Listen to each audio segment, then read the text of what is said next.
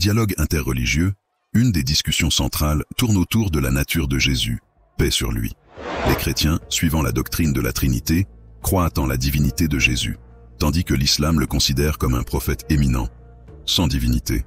Cependant, lorsque nous examinons attentivement la Bible et le Coran, nous trouvons plusieurs indices qui suggèrent que Jésus n'a jamais prétendu être Dieu.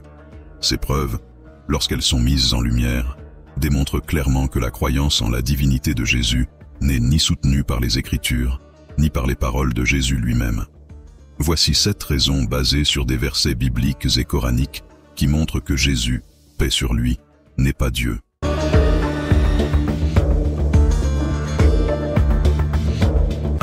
Jésus ne se considère pas comme Dieu. Dans la Bible, plusieurs passages révèlent que Jésus ne s'est jamais présenté comme Dieu. Par exemple, dans l'évangile de Marc 12, 29, Jésus répond à un scribe en déclarant « Le premier de tous les commandements est « Écoute, Israël, le Seigneur notre Dieu est l'unique Seigneur. » Ici, Jésus fait une distinction claire entre lui-même et Dieu en déclarant que Dieu est unique. Il se soumet à Dieu et suit ses commandements, ce qui prouve qu'il n'était pas Dieu, mais un serviteur de Dieu. Dans le Coran, cette distinction est encore plus évidente. Le verset 5,72 précise « Ceux qui disent « Dieu est le Messie, fils de Marie » sont des mécréants. Le Messie a dit « Enfants d'Israël, adorez Dieu, mon Seigneur et votre Seigneur. » Jésus, selon l'islam, a toujours enseigné la soumission à Dieu et n'a jamais réclamé la divinité. 2. La prière de Jésus montre sa dépendance envers Dieu. Un autre élément qui prouve que Jésus n'est pas Dieu est son acte de prière. Dans la Bible, en Matthieu 26, 39, il est dit « Il avança un peu, se jeta le visage contre terre et pria ainsi « Mon Père, s'il est possible, que cette coupe s'éloigne de moi. Toutefois, non pas ce que je veux, mais ce que tu veux. » Cette soumission totale à la volonté de Dieu démontre que Jésus n'avait pas de pouvoir indépendant. Il demande à Dieu de le sauver d'une situation difficile, ce qui montre qu'il dépend entièrement de Dieu. De même, dans le Coran, le verset 3,51 cite Jésus disant « Dieu est mon Seigneur et votre Seigneur. Adorez-le donc, voilà le droit chemin. » Cette prière, tant dans la Bible que dans le Coran, montre la relation entre Jésus et Dieu comme celle d'un serviteur à son Seigneur. 3. Jésus a été envoyé comme prophète et messager. Le rôle de Jésus en tant que prophète est une autre preuve qu'il n'est pas Dieu.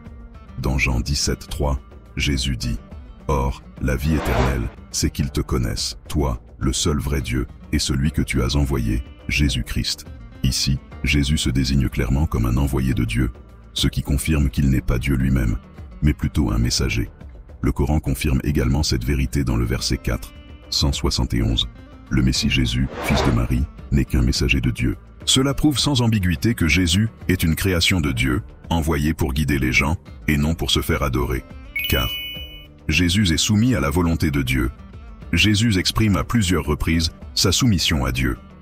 Dans Jean 5,30, il déclare « Je ne peux rien faire de moi-même, je juge selon ce que j'entends, et mon jugement est juste, parce que je ne cherche pas ma volonté, mais la volonté de celui qui m'a envoyé. » Cette soumission à la volonté de Dieu prouve que Jésus est un serviteur. S'il était Dieu, il aurait un pouvoir souverain et indépendant. Le Coran, au verset 5 à 116, mentionne également que Jésus n'a jamais prétendu être Dieu.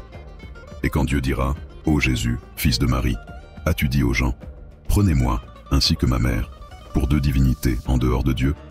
Il dira « Gloire à toi, il ne m'appartient pas de dire ce que je n'ai pas le droit de dire. » Cette déclaration dans les 2 Écritures renforce l'idée que Jésus ne se voyait pas comme Dieu. 5.